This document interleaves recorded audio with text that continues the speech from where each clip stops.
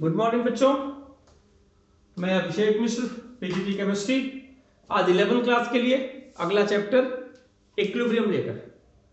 Equilibrium chapter को समझने के लिए आपको अपनी डेली लाइफ, आसपास की चीजों को देखना होगा, समझना होगा। उससे रिलेटेड कुछ एग्जाम्पल को लेकर हम इक्विलिब्रियम को समझ सकते हैं। अब आपको एक एग्जाम्पल दिखाया जाए कि अगर सपोज कीजिए मैं यहां पे खड़ा हूं, कोई हमें पुश करे, धक्का दे, तो मे भी हम गिर जाए, मे भी हम न गिरे, but in both cases I will try my best to come back in the previous position.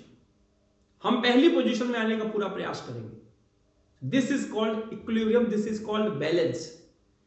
अपने बैलेंस को जो मेंटेन करता है वो इक्विलिब्रियम के इक्वल होता है। सपोज कीजिए, यहां पर एग्जांपल दिखाने के लिए नहीं है, क्या पता आपको ये कुर्सी ना दिख रही हो, और अगर दिख रही हो तो बहुत अच्छी बात है। It is an equilibrium. अगर हम इसको थोड़ा सा इक्विलिब्रियम डिस्टर्ब करें तो ये वापस, जैसे ही हमने फोर्स हटाया, ये वापस उसी पोजीशन में चली गई। यानी बैलेंस मेंटेन करना और इक्विलिब्रियम को समझना। अब देखिए, इसी के एक दो एग्जांपल को लेकर हम समझते हैं। रिएक्शन दो तरह की होती है। एक इरिवर्सिबल रिएक्शन जहां प्रोडक्ट रिएक्टेंट में कन्वर्ट नहीं होता, और एक रिवर्सिबल रिएक्शन जहां पर प्रोडक्ट बैकवर्ड रिएक्शन के थ्रू रिएक्टेंट में कन्वर्ट हो सकता है। तो equilibrium is related to the reversible reaction. अगर रिएक्शन रिवर्सिबल नहीं है तो उसमें इक्विलिब्रियम का कोई कॉन्सेप्ट नहीं होगा। तो इक्विलिब्रियम रिवर्सिबल रिएक्शन के लिए जाना जाता है। एक तो एग्जांपल मैं बता के समझाना चाहता हूं। अभी अभी आपने पढ़ा था थर्मोडायनेमिक्स। सपोज कीजिए एक इंसुलेटेड थर्मस फ्लास्क है या बॉक्स है, कंटेनर है, ट्रांसपेरेंट। हमने यहां पर 0 डिग्री टेम्परेचर मेंटेन किया और इसमें हमने 1 kg आइस डाल दिया। तो आपको क्या लगता है कि ये 1 kg आइस ही रहेगा? टेम्परेचर 0 डिग्री सेल्सियस मेंटेन है। तो आप सोचेंगे तो समझेंगे, इस चीज को पाएंगे कि जो 0 डिग्री का सेल्सियस टेम्परेचर होता है उस पे वाटर भी एग्जिस्ट करता है, आइस भी एग्जिस्ट करती है। इस कंडीशन में कुछ अमाउंट में जो आइस है वो मेल्ट होकर वाटर में कन्वर्ट होगी और वाटर वापस आइस में जाएगा। ये बात की बात है। जब तक 500 ग्राम आइस और 500 ग्राम वाटर का बैलेंस नहीं बन जाता, तब तक आइस वाटर में कन्वर्ट होता रहेगा। फिर से समझिए। अब आप अपने आप सोचिए कि अगर यहां हाफ आइस है, हाफ वाटर है, उस कंडीशन में क्या आइस वाटर में कन्वर्ट होता है, वाटर आइस में कन्वर्ट होता है? तो बहुत से लोगों का जवाब हो सकता है कि नहीं, क्योंकि दोनों का अमाउंट इक्वल है। लेकिन वास्तविकता में, in reality, there is a continuous change of ice into water and water into ice. This is called equilibrium. But उस कंडीशन में rate of forward reaction और rate of backward reaction are equal. That is why amount of ice and water remains same. इससे हम अपने आप को ये समझा सकते हैं कि रिवर्सिबल रिएक्शन के कॉन्सेप्ट में इक्विलिब्रियम आता है और उसे हम आसानी से समझ सकते हैं। इसी तरह से इक्विलिब्रियम और दिखा दो, एक यहां लिख सकते हैं, rate of melting of ice is equal to rate of freezing of water. लिख सकते हैं। अगर हमारे पास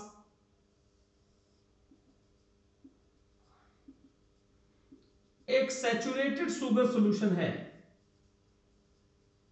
सैचुरेटेड शुगर सॉल्यूशन, प्लीज समझिएगा। सैचुरेटेड शुगर सॉल्यूशन का मतलब होता है कि there is no possibility to add more sugar in this solution. हम इसमें और शुगर ऐड नहीं कर सकते। बट इस बात को आगे बताने के पहले मैं कुछ कहना चाहूंगा कि there is no space between the water molecules, all the spaces are occupied by the sugar, that is why it is called saturated solution. अब हमें यह समझाइए कि अगर ये पार्क का एक बेंच है जिसमें हमारे पास 4 सीट बनी है, इसमें 4 आदमी बैठे हैं, और अगर यहां से 5वां आदमी आके इसमें जाना चाहे तो क्या आपको ये नहीं समझ में आता?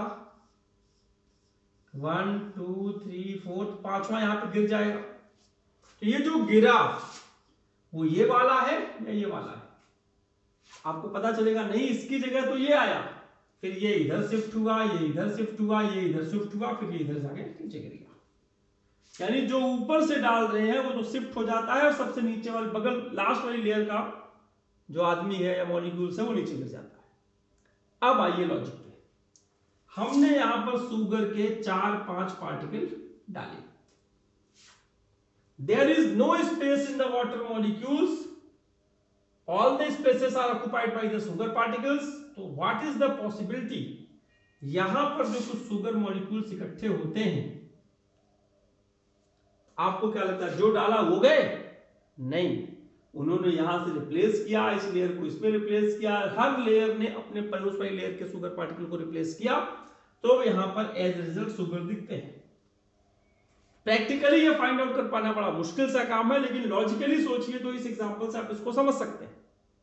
तो हम कहेंगे एट इक्विलिब्रियम क्या होगा, rate of dissolution of sugar particle, rate of dissolution यानी डिसॉल्व हो रहा है, is equal to rate of crystallization of sugar. जितना डिसॉल्व हो रहा है उतना क्रिस्टलाइज हो रहा है। अगर ये इक्विलिब्रियम वाली कंडीशन है और इस कंटेनर को हमने बंद कर रखा है, तो याद रखिएगा वो आइसोलेटेड होना चाहिए, उसमें कोई टेम्परेचर का चेंज वेंज नहीं होता फिर। तो ये हमारा इक्विलिब्रियम का जनरल आइडिया है, मुझे उम्मीद है कि आपको ये समझ में आ रहा है। अब हम शुरुआत करते हैं, इक्विलिब्रियम की कैरेक्टरिस्टिक्स क्या है। तो इक्विलिब्रियम की कैरेक्टरिस्टिक्स ये है कि it can be achieved in reversible reaction, number 1, और it can be achieved from any of the side. ऐसा नहीं हम आइस लेकर ही शुरुआत कर सकते हैं, हम वाटर से भी शुरुआत कर सकते हैं।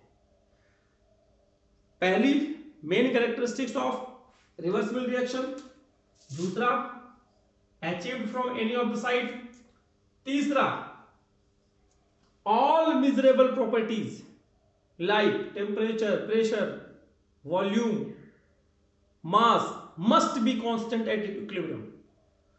मस्ट बी इक्वल जरूरी नहीं है कि मस्ट बी कांस्टेंट बहुत जरूरी है। और last, rate of forward reaction is equal to rate of backward reaction. This is the main criteria of equilibrium.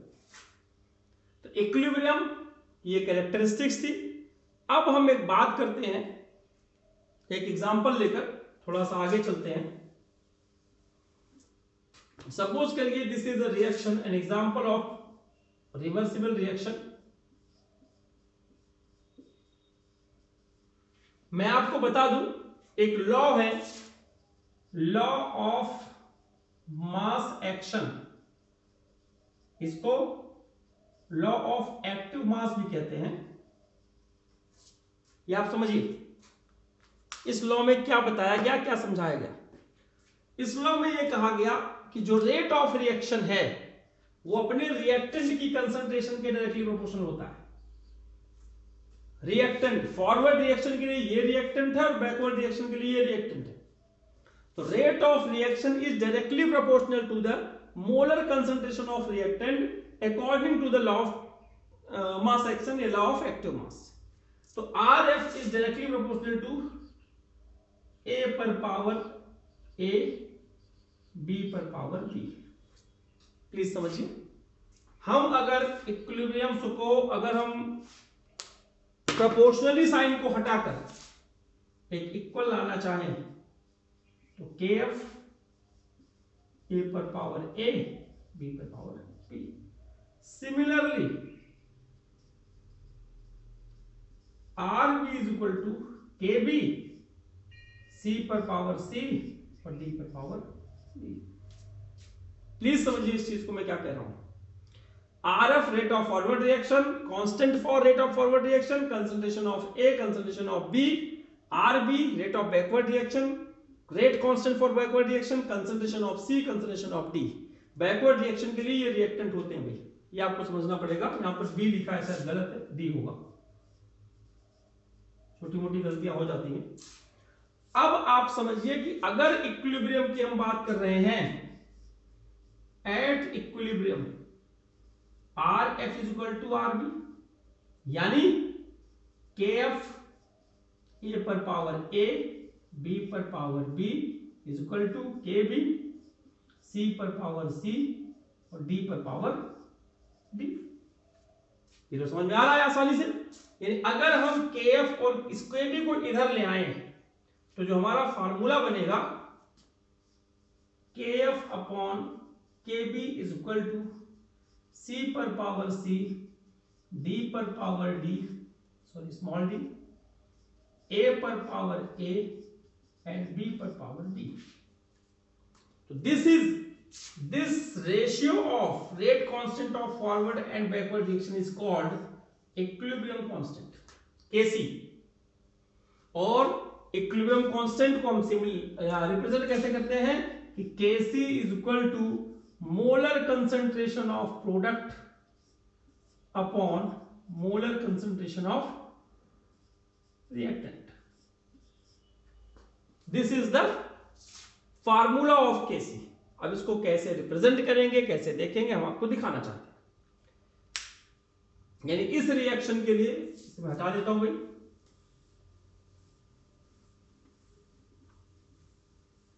और Kc की यूनिट डिपेंड करेगी कि रिएक्टेंट कितने हैं और प्रोडक्ट कितने हैं। ये भी समझते जाइएगा कैसे हम डिस्कशन कर रहे हैं।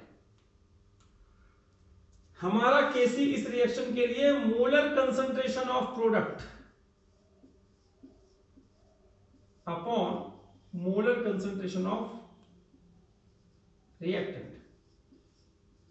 यहां पर लिखेंगे नो यूनिट, बिकॉज मोल पर लीटर मोल पर लीटर मोल पर लीटर मोल पर लीटर कैंसिल आउट हो गया, इसलिए इसका कोई यूनिट नहीं होगा। इसी तरीके से अगर मोलर कंसंट्रेशन को प्रेशर से रिप्रेजेंट कर दिया जाए तो इसको हम केपी बोलते हैं। क्या बोलते हैं? केपी। और केपी का फार्मूला क्या होगा? ये भी इक्विलिब्रियम कांस्टेंट है। When the concentration of reactants and products are in the form of pressure, not in molar concentration, then the equilibrium constant is represented by Kp। अब यहां लिखेंगे Pc पर पावर C, Pd पर power D upon Pa पर power A और Pb पर power B। यहां भी नो यूनिट, क्योंकि अगर वो एटीएम होगा इक्वल नंबर ऑफ एटीएम या बार आपस में कैंसिल आउट हो जाएंगे। इस रिएक्शन के लिए Kc और Kp का फार्मूला ये। अगली क्लास में हम डिस्कस करेंगे कि Kp और Kc में रिलेशन क्या है, वो बात की बात है, अगली क्लास में डिस्कशन करेंगे। आज हम सिर्फ Kp और Kc रिप्रेजेंट करते हैं और कैलकुलेशन एनसीईआरटी में अगर कोई होगा तो इससे रिलेटेड आप सॉल्व कर लीजिएगा। रिएक्शन चेंज करते हैं। क्या आ गया भाई? 2SO2 plus O2 equilibrium sign 2SO3। Kc का फार्मूला क्या हो जाएगा? SO3 पर पावर 2 अपॉन SO2 पर पावर 2 O2 पर पावर 1। यहां भी पावर 2 यहां भी पावर 2। मोल पर लीटर दोनों का स्क्वायर कैंसिल आउट हो जाएगा, मोल पर लीटर यहां बच जाएगा। तो Kc की यूनिट क्या हो जाएगी? मोल पर लीटर -1 या फिर लीटर पर मोल। ध्यान दीजिएगा, ये Kc की यूनिट होगी। और Kp का डिस्कशन जब हम करेंगे इसी रिएक्शन के लिए तो हम लिखेंगे PSO3 पर पावर 2 अपॉन PSO2 पर पावर 2 मल्टीप्लाई PO2 पर पावर 1। इसका यूनिट हो जाएगा बार -1 या फिर एटीएम -1, जो भी यूनिट रहेगी। तो यूनिट इस बात पर डिपेंड करेगी कि कितने रिएक्टेंट के मॉलिक्यूल्स हैं, कितने प्रोडक्ट के मॉलिक्यूल्स हैं। उनकी यूनिट काट पीट के जो बच जाएगा वही यूनिट Kc और Kp की बच जाएगी। पर्टिकुलर रिएक्शन के लिए इनकी रिएक्शन यूनिट जो है फिक्स होती है और time to time different kind of reaction के लिए वो बदलती रहती है। अगर इसी को, अच्छा यहां पर ध्यान रखिएगा कि सारे गैसियस रिएक्टेंट और प्रोडक्ट हैं रिएक्शन में। अगर हेटेरोजेनियस रिएक्शन हो, ध्यान रखिएगा एक डेफिनेशन, अगर सारे reactants and products in reversible reaction is same in gaseous state, they are said to be homogeneous equilibrium. और अगर different हो तो बोलेंगे heterogeneous equilibrium. इसका मैं एक एग्जांपल दिखाता हूं. CaCO3 सॉलिड है, CaO सॉलिड है, CO2 गैस है. समझिए इस चीज को. तो यहां पर CO2 गैस, सॉलिड सॉलिड, इसे this is the example of heterogeneous equilibrium. कभी कभी एग्जाम में ये भी पूछा जाता है कि होमोजेनियस इक्विलिब्रियम के दो एग्जांपल दे दो, हेटेरोजेनियस इक्विलिब्रियम के दो एग्जांपल दे दो. इससे आप समझ सकते हैं, और एनसीईआरटी में ढेर सारे एग्जांपल है जिससे आप अपना काम चला सकते हैं. अब इन्होंने कहा इसमें जो सॉलिड होता है या प्योर लिक्विड होता है, समझिएगा, CaCO3 जो कि प्योर सॉलिड है, इसकी मोलरिटी कांस्टेंट होती है, यूनिट होती है, 1 होती है, वो चेंज नहीं होगी. सिमिलरली CaO का भी सेम होगा. यानी जब हम Kc का एक्सप्रेशन लिखेंगे केवल CO2 लिखेंगे, इसमें ये दोनों 1 हो जाएंगे, उसको रिप्रेजेंट करने की जरूरत नहीं रहेगी. और Kp का रिप्रेजेंटेशन करेंगे partial pressure of CO2. This one is the simple. या यूनिट मोल पर लीटर या यूनिट बार या एटम. याद रखिएगा, in case of heterogeneous equilibria molar concentration या partial pressure of pure solid and liquids are considered to be 1. That is why they are not represented in equilibrium constant formula. ये आपको समझने वाली बात है. इतने चीजों से रिलेटेड न्यूमेरिकल्स अगर आएगा जिसकी कंसंट्रेशन नहीं मिलेगी आपको, क्योंकि इससे ही आपको काम चलाना पड़ेगा.